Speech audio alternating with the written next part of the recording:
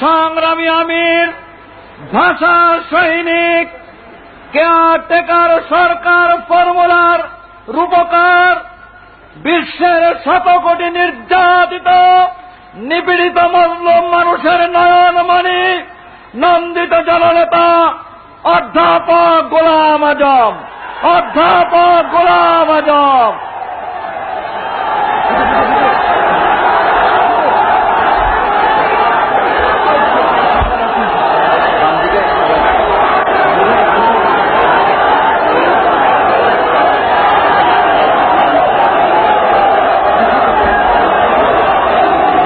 আলহামদুলিল্লাহ রাব্বিল আলামিন,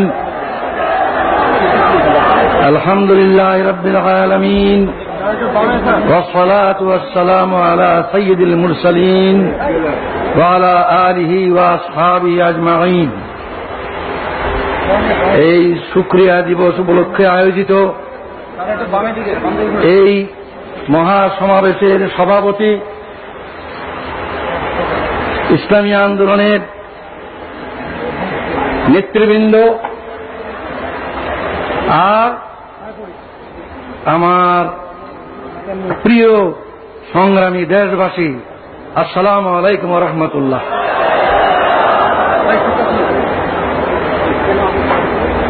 এই বাংলাদেশ আমার দেশ, এই দেশেই আমার জন্ম, এই দেশের রাজধানী ঢাকাই আমার জন্ম।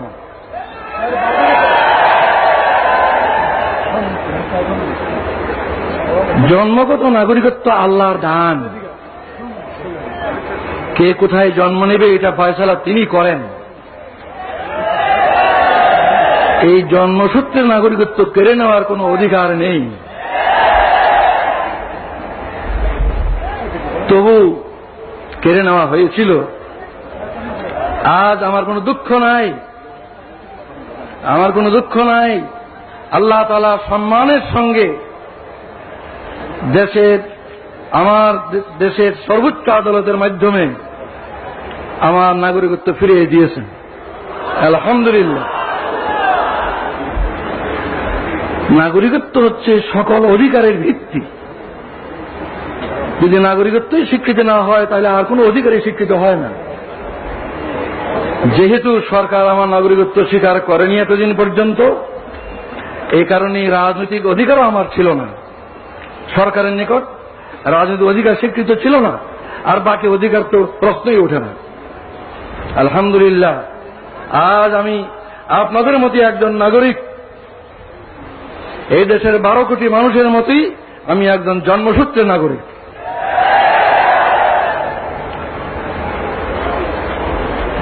আজ 23 বছর পর আমার প্রিয় দেশবাসীর সামনে হাজির হওয়ার আমার সৌভাগ্য হল। 23 বছর পূর্বে আমার এই প্রিয় দেশের মাঠ, ময়দান, রাজপথ আমার বিচরণ ক্ষেত্র ছিল। এই 23টি বছর আমার জীবন থেকে কেড়ে নেওয়া হয়েছে। দুঃখ নয়, আল্লাহ তাআলা আবার আমাকে সুযোগ করে দিয়েছেন। আপনাদের সাথে সেই শুকরিয়া শরীক হওয়ার জন্য আমি আজকে হাজির হয়েছি। আজকে আমি অনেক বেশি কথা বলতে চাই না, আজ সূচনা মাত্র। ইনশাআল্লাহ কথা বলার আরো সুযোগ আল্লাহ তাআলা দেবেন, আমি আশা করি, যদি বাঁচিয়ে রাখেন আল্লাহ। আজ আমি অল্প কটি কথা বলি, আপনাদের কাছ থেকে বিদায় হতে চাই। আমার প্রথম কথা হল, 23 বছর পর, বিগত 23 বছরের দিকে আমি দৃষ্টি দিয়ে শ্রদ্ধার সঙ্গে স্মরণ করছি আমার এই দেশের অনেক বড় বড় নেতাকে, যারা দুনিয়া থেকে চলে গিয়েছেন। তাদের মধ্যে 2জন নেতা এমন, আইয়ুব খানের স্বৈর শাসন আমলে যাদের সাথে মিলে আমি গণতান্ত্রিক আন্দোলনে একসাথে কাজ করেছি, সেই 2 জন আজকে নেই দুনিয়ায়। তারা হলেন মৌলানা আব্দুল হামিদ খান ভাসানী এবং শেখ মুজিবুর রহমান। এরপর আমি স্মরণ করি আরো 2 জনকে, এই দেশে গণতন্ত্র পুনর্বহালের জন্য যাদের অবদান অস্বীকার করার সাধ্য কারণ নেই, সেই দুজনও দুনিয়ায় নেই আজ। একজন জেনারেল আতাউল গনি উসমানী, আর একজন জেনারেল পরবর্তীকালে প্রেসিডেন্ট জিয়াউর রহমান। শ্রদ্ধার সঙ্গে তাদের স্মরণ করি। আরো স্মরণ করি কয়েকজনকে যারা এদেশে আল্লাহর দ্বীন, আল্লাহর কালিমার ঝান্ডাকে সমুন্নত করার জন্য আজীবন চেষ্টা করে গেছেন। তাদের অবদানকে আমি স্মরণ করি। তারা হলেন মৌলানা আতহার আলী, মৌলানা মোহাম্মদ আব্দুর রহিম,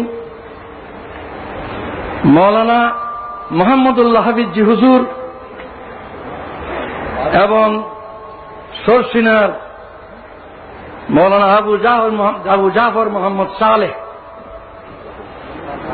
পীর সাহেব সরসিনা, আরো অনেকেই 23 বছরের আগে যারা দুনিয়া থেকে গুজরে গেছেন তাদের কথা আমি উল্লেখ করলাম না। এই 23 বছরে যাদেরকে হারিয়েছি তাদের কথা স্মরণ করে, শ্রদ্ধার সঙ্গে স্মরণ করে আমি আমার এই দ্বিতীয় কথা শেষ করলাম। এরপর 72 বছর বয়সে দাঁড়িয়ে আমি ভাবছি যে আমার ডাক কবে আসে আল্লাহর পক্ষ থেকে। তিনি কতদিন দুনিয়াতে আমাকে কাজ করার সুযোগ দেবেন তিনি জানেন। আমার কোনো ব্যক্তিগত উচ্চাকাঙ্ক্ষা নাই। আমি নিজে দেশের বড় কিছু হব, দেশের কোনো কর্তা হব, এই ধরনের কোনো কামনা আমার নাই। কিন্তু একটি কামনাই আমাকে অস্থির করে যে দুনিয়া থেকে যখন বিদায় নেব তখন আমার এই দেশবাসীর 12 কোটি মানুষকে কি অবস্থা আমি রেখে যাব। তাদেরকে সুখী নিরাপত্তাবোধ নিয়ে বেঁচে থাকার মতো অবস্থায় রেখে যেতে পারবো কিনা, এটা আমার সবচেয়ে বড় চিন্তা। ক্ষুধা তৃষ্ণা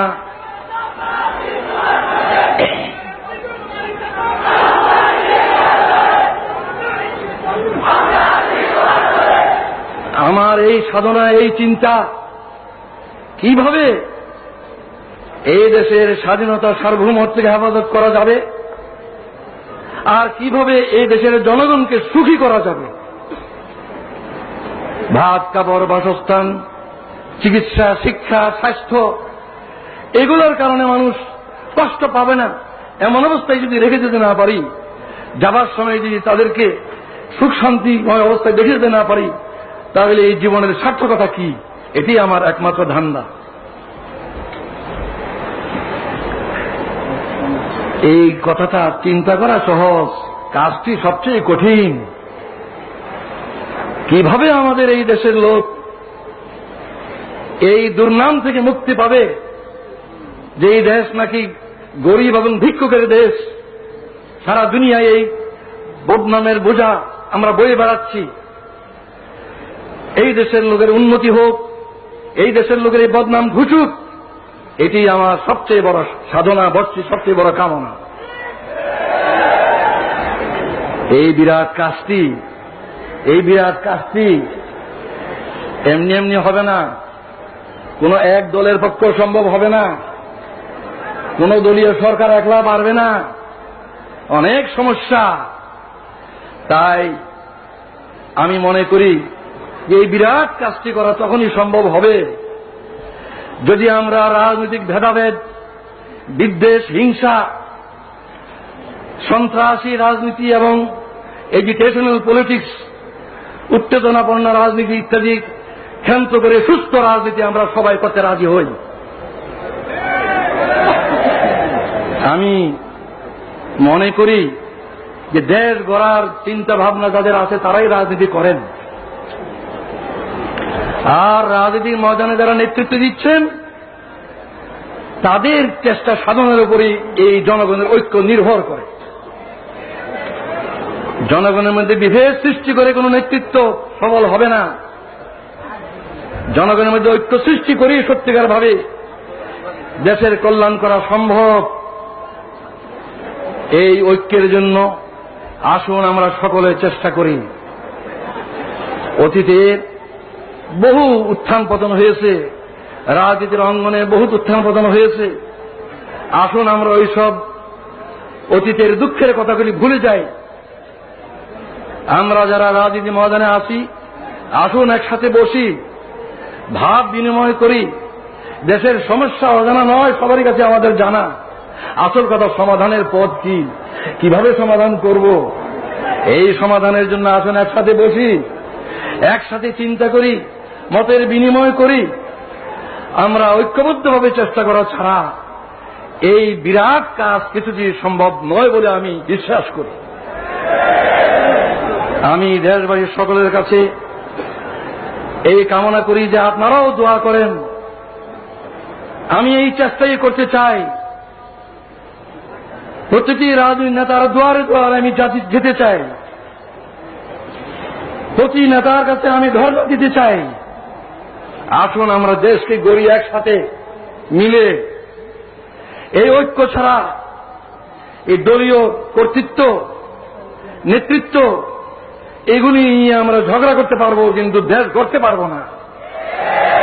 এগুলি নিয়ে আমরা মারামারি কাটাকাটি করতে পারবো, কিন্তু জনগণকে সুখ শান্তি দিতে পারবো না। আমি আর বেশি কথা বলতে চাই না। এখানে একটা গুরুত্বপূর্ণ কথা আমি বলতে চাই, সেটা হচ্ছে রাজনীতির ময়দানে যারা কাজ করেন, বিভিন্ন দলের মধ্যে মতের পার্থক্য থাকা খুবই স্বাভাবিক, এবং এই পার্থক্যের কারণে রাজনৈতিক সিদ্ধান্ত ভিন্ন ভিন্ন হয়। বিভিন্ন দলের বিভিন্ন রকম রাজনৈতিক সিদ্ধান্ত হয়, এবং এক দলের সিদ্ধান্ত আরেক দলের নিকট গ্রহণযোগ্য হয় না। এটা হয়েই থাকে, এটা স্বাভাবিক। এই কারণে আমাদের মধ্যে যে দূরত্ব পারস্পরিক, এই দূরত্ব দূর করতে হবে। আর দূর করার পথ এটাই যে অতীতকে ভুলে যাওয়া। আমার বিরুদ্ধে যারা ব্যাপক অপপ্রচার করেছেন বহু বছর থেকে, আমি তাদের অপপ্রচারকে কিছুই মনে করি না। তাদের বিরুদ্ধে আমার কোনো বিদ্বেষ নাই, আমি তাদের বিরুদ্ধে কোনো অভিযোগ করব না। তাদেরকে আমি অনুরোধ করব, আসুন আমরা একসাথে মিলে দেশ গড়ার চেষ্টা করি। আমারও যদি কোনো ভুল হয়ে থাকে, ইচ্ছাকৃতভাবে দেশের এবং জনগণের ক্ষতির কোনো চেষ্টা আল্লাহর রহমতে আমি কোনোদিন করিনি। যা ভালো বুঝেছি দেশের জন্য, জনগণের কল্যাণের জন্য করেছি। এরপরেও মানুষের ভুল হয়, ভুল হতে পারে। কেউ আমার কোনো কাজকে ভুল মনে করতে পারেন, তার জন্য তাদেরকে আমি দোষী বলবো না। নবী ছাড়া কে দোষী নয়, দোষ কম বেশি সবারই আছে। তাই যারা আমার কোনো কাজকে ভুল মনে করেছেন, আমার কোনো কাজে অসন্তুষ্ট হয়েছেন, আমার কোনো কাজে ব্যথিত হয়েছেন, দুঃখ পেয়েছেন, আমি তাদের সবার কাছে জানাচ্ছি, আপনাদের এই বেদনার সঙ্গে আমি শরীক, আমিও দুঃখিত। আমি আল্লাহর কাছে দোয়া করি যাতে আমি বাকি জীবন যা কিছু করি কারো মনে দুঃখ না দিই, কারো মনে দুঃখ না আসে এমন ভাবে যেন আমি কাজ করতে পারি। আপনারাও এই দোয়া করুন। সর্বশেষে যে ঐক্যের কথা আমি আজ বলছি, এই ঐক্যের তো ভিত্তি চাই।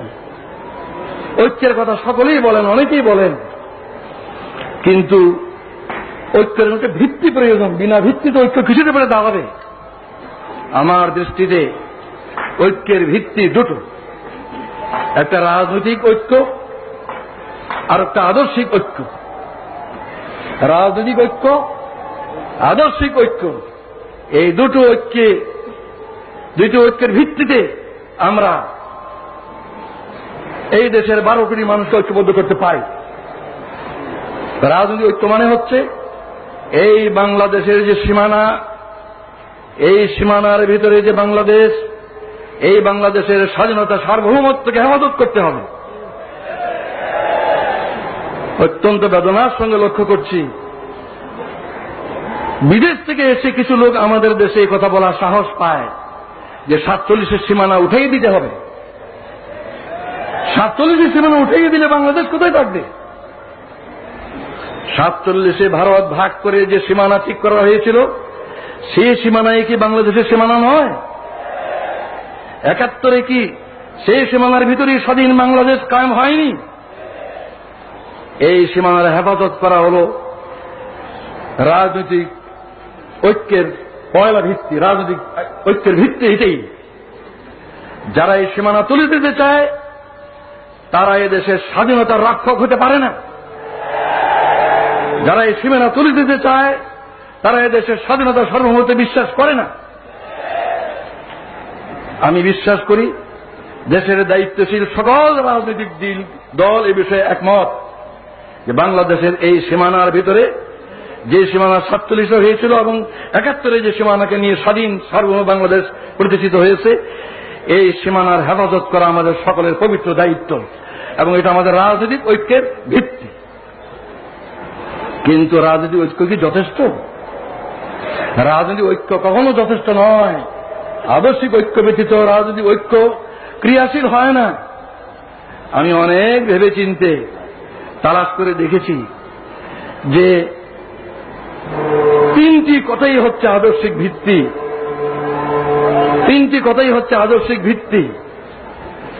আল্লাহ যিনি আমাদেরকে সৃষ্টি করেছেন, যিনি আমাদের মনিব, মাবুদ, প্রভু, সেই আল্লাহ ঐক্যের, আদর্শিক ঐক্যের পয়লা ভিত্তি। সেই আল্লাহ মানব জাতির দিশারি হিসাবে, পথ প্রদর্শক হিসাবে তার রসুলকে পাঠিয়েছেন, যুগে যুগে রসুলগণকে পাঠিয়েছেন। সর্বশ্রেষ্ঠ রসুল মুহাম্মদ রাসূলুল্লাহ সাল্লাল্লাহু আলাইহি ওয়াসাল্লাম হচ্ছে দ্বিতীয় আদর্শিক ভিত্তি। তৃতীয় আদর্শিক ভিত্তি হচ্ছে আল কোরআন, যা মানব জাতির জীবন বিধান আল্লাহর পক্ষ থেকে রসুলের মাধ্যমে এসেছে। এই আল্লাহর রসুল এবং আল্লাহর কোরআন এর কোনটাই জামাত ইসলামীর দলীয় সম্পদ নয়। এই তিনটার কোনটাই কোন দেশের কোন দলের তাদের নিজস্ব সম্পদ নয়। এই সম্পদের ভিত্তিতে আমাদের মধ্যে ঐক্য না হওয়ার আমি কোনো কারণ দেখি না। আমি অত্যন্ত আনন্দ বোধ করি যে আমাদের দেশে প্রধান দলগুলির নেতৃবৃন্দ তারা মুসলিম। আমাদের দেশের প্রধান দলগুলির নেতৃবৃন্দ মুসলিম। তারা নামাজ পড়েন, হজ করেন, কোরআনকে তারা অস্বীকার করতে পারেন না। নামাজ, রোজা, হজ এগুলি কোরআনেই আছে, তারা এগুলি করেন। সুতরাং আমি কি করে মনে করবো তারা কোরআনকে পছন্দ করেন না? নিশ্চয়ই তারা কোরআনকে বিশ্বাস করেন। তাই আমি এই আকুল আবেদন জানাই, রাজনৈতিক ঐক্যের ভিত্তি বাংলাদেশের সার্বভৌমত্ব এবং স্বাধীনতাকে রক্ষা, আর আদর্শিক ভিত্তি হচ্ছে আল্লাহর প্রতি দৃঢ় বিশ্বাস এবং আস্থা, যেটা আমাদের বাংলাদেশের শাসনতন্ত্রে আছে। দ্বিতীয় মুহাম্মদ রাসূলুল্লাহ সাল্লাল্লাহু আলাইহি ওয়াসাল্লামের নেতৃত্ব, তৃতীয় কোরআনের বিধান। এই ঐক্যের ভিত্তিকে যদি আমরা গ্রহণ করি, কাল থেকে আমরা দেশ গড়ার কাজ শুরু করতে পারি। আমি বিদায়ের আগে জনাব আব্বাস আলী খান সাহেব, যিনি এতদিন ভারপ্রাপ্ত আমির হিসাবে এই ভার বহন করেছেন, তিনি আমার চেয়ে 7 বছরেরও বয়সে বেশি। আমি 72 আর উনি 79। এই বয়সে উনি যে বিরাট দায়িত্ব পালন করেছেন, আমার কাঁধের বোঝা তার কাঁধে নিয়ে যে দায়িত্ব পালন করেছেন, সেজন্য এই সক্ষমতার জন্য আমি আল্লাহর শুকরিয়া জানাই। আমি তাকে মুরব্বী মনে করি বয়সের দিক দিয়ে। আমি তাকে অনুরোধ জানাই যে তিনি আমার জন্য দোয়া করবেন, যেন আমার বাকি জীবন এই দেশের কল্যাণের জন্য, এই দেশের জনগণের সমৃদ্ধি উন্নতির জন্য, সুখ শান্তির জন্য ঠিক মতো কাজ করতে পারি। আর জাতীয় ঐক্য সৃষ্টির জন্য যে আমি নিয়ত করেছি, সেই নিয়ত যেন আল্লাহ তাআলা আমার পুরা করেন, এই দোয়া করার আবেদন জানিয়ে আমি বিদায় নিচ্ছি। এই বলে আল্লাহু আকবার, বাংলাদেশ জিন্দাবাদ, জামাতে ইসলামী জিন্দাবাদ। খুদা হাফেজ। আসসালামু আলাইকুম ওয়া রাহমাতুল্লাহ।